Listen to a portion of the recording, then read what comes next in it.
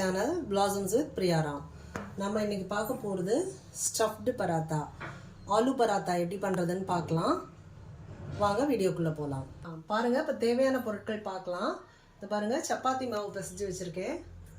மாவு நம்ம எப்போதும் மாதிரி கோதுமை மாவு உப்பு போட்டு மாவு பிசைஞ்சு ரெடி பண்ணி வச்சுக்கலாம். அடுத்தது ஆலு பராத்தாக்கு உருளைக்கிழங்கை வேக வச்சு நல்லா இந்த மாதிரி மசிச்சு வச்சுக்கணும். இதில் நம்ம சில பொருட்கள் சேர்க்க போகிறோம். அதை சேர்த்து அதை நம்ம சப்பாத்திக்குள்ளே வச்சு நம்ம ரோல் பண்ணிட்டோம்னா ஆலு பராத்தா ரெடி. பாருங்கள், இது உருளைக்கிழங்கு நல்லா வேக வச்சு மசிச்சு வச்சது. ஒரு 4 உருளைக்கிழங்கு எடுத்ததை நான் வேக வச்சு வச்சுருக்கேன். இப்போ நம்ம இதில் இந்த பாருங்கள், பொடியாக கட் பண்ண இந்த வெங்காயம், இந்த ஆனியன் அந்த உருளைக்கிழங்கு கலவையோடு சேர்த்துக்கலாம். அதுக்கப்புறம் கொஞ்சோண்டு பச்சை மிளகா, இது கொத்தமல்லி இலைகள், அப்புறம் காரத்துக்கு ஒரு பச்சை மிளகா ஒன்றும், இது ரெட் சில்லி பவுடர் கொஞ்சமும், அதுக்கப்புறம் சாட் மசாலா கொஞ்சம், கரம் மசாலா கொஞ்சம், இதை போட்டுக்கிறோம். தேவையான அளவு உப்பு சேர்த்துக்கிறோம். உப்பு சேர்த்துட்டு கொஞ்சம் அந்த ஒரு புளிப்பு சுவைக்காக ஆம்ச்சூர் பவுடர் போட்டுக்கலாம். நான் அதுக்கு பதிலாக லெமன் கொஞ்சோண்டு ஊற்றிக்க போகிறேன். பட் லெமன் நிறையா ஊற்றிட்டாலும் தளர்ந்து போயிடக்கூடாது. உருண்டை வர அளவுக்கு கொஞ்சம் ஒரு ஃப்ளேவருக்காக லெமன் சேர்த்துக்கோங்க. இப்போ இதெல்லாத்தையும் கலந்ததுக்கப்புறம் நம்ம எப்படின்னு பார்க்கலாம். பாருங்கள், ஆனியன் சேர்த்துட்டு பசங்களுக்கு இது மாதிரி கொஞ்சம் ஸ்டஃபிங்கோடு நம்ம கொடுத்தா இது லஞ்ச் பாக்ஸ்லேயும் நம்ம கொடுக்கலாம். அவங்களுக்கு ஃபில்லிங்காக இருக்கும். இதுக்கு தொட்டுக்கு எதுவும் தேவையில்லை, வேணால் ஆனியன் ரைத்தா கொடுத்துக்கலாம் இதுக்கு. மற்றபடி தனி சட்னி பண்ணணும்னு தேவையில்லை. இதுவே டேஸ்ட் ரொம்ப நல்லாயிருக்கும். கொத்தமல்லி இலைகள், இப்போ இந்த powder red chilli powder, garam masala, chat masala. நான் மல்லித்தூள் சேர்க்கலை, வேணும்னா சேர்த்துக்கோங்க. நான் சேர்க்க போகிறதில்ல. இதை போட்டு கலந்துடலாம்.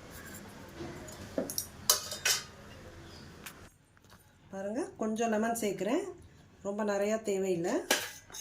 கொஞ்சம் லெமன் சேர்த்து இதை நல்லா கை வச்சே நல்லா பிசைஞ்சிக்கலாம்.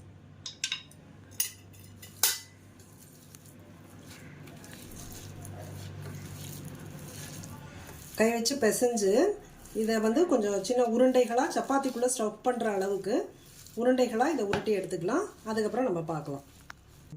கொஞ்சம் உப்பு சேர்த்துக்கலாம். சப்பாத்தி மாவுக்கு தேவையான உப்பு அதில் போட்டிருக்கோம். இது உருளைக்கிழங்குக்கு தேவையான அளவுக்கு, இந்த ஸ்டஃபிங்க்கு தேவையான அளவு உப்பு சேர்த்து நம்ம இதை பிசைஞ்சு எடுத்துக்கலாம்.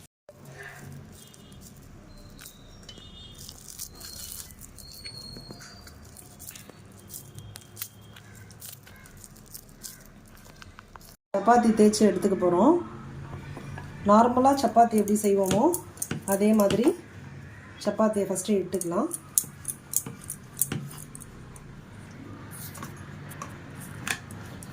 பாருங்கள்,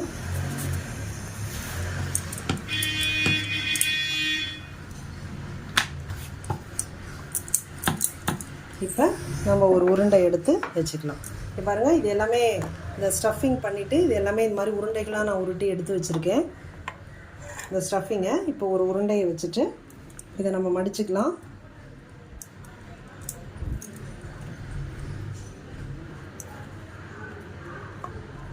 மடிச்சுட்டு எப்போதும் மாதிரி சப்பாத்தியாக அதை தேய்ச்சி எடுக்க வேண்டியதுதான்.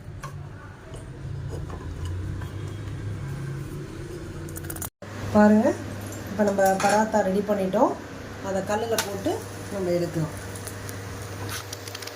மேலே நெய் ஊற்றிக்கலாம்.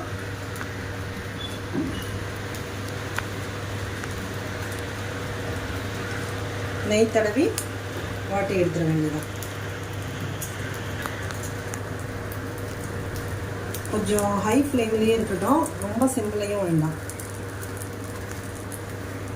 அப்புறம் கொஞ்சம் ரஃப் ஆகிடும். அதனால் ஓரளவுக்கு கரெக்டான ஃப்ளேமில் வச்சு அந்த சப்பாத்தியை எடுத்துட வேண்டியது.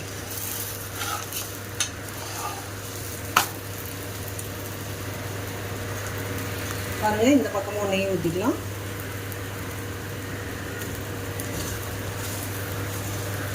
இதுக்கு வேறு எதுவும் சட்னி எதுவும் தேவைப்படாது. ஆனியன் ரைத்தா போட்டே சாப்பிடலாம். இல்லை அது இப்படியே ப்ளைனாக சாப்பிட்டாலும் ஸ்டஃபிங்கில் எல்லாமே இருக்கிறதுனால நமக்கு இது டேஸ்ட்டு நல்லாவே இருக்கும்.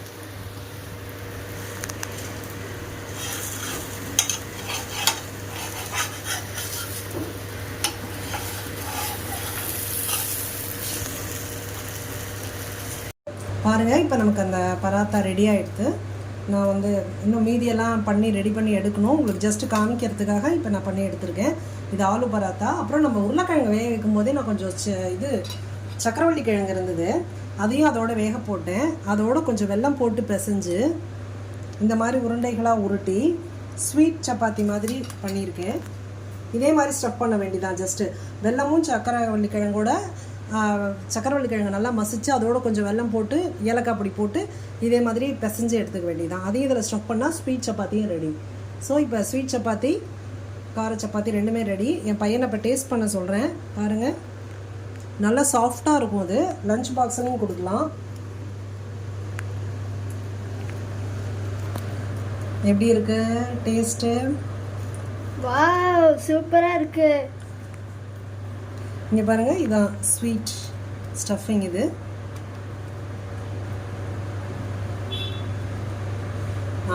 ஸ்வீட் எப்படி இருக்குன்னு இதுவும் நல்லா ஸ்வீட்டாக சூப்பராக இருக்கு. பாருங்கள், ஸ்வீட் எப்படி இருக்குன்னு சொல்லுங்கள்.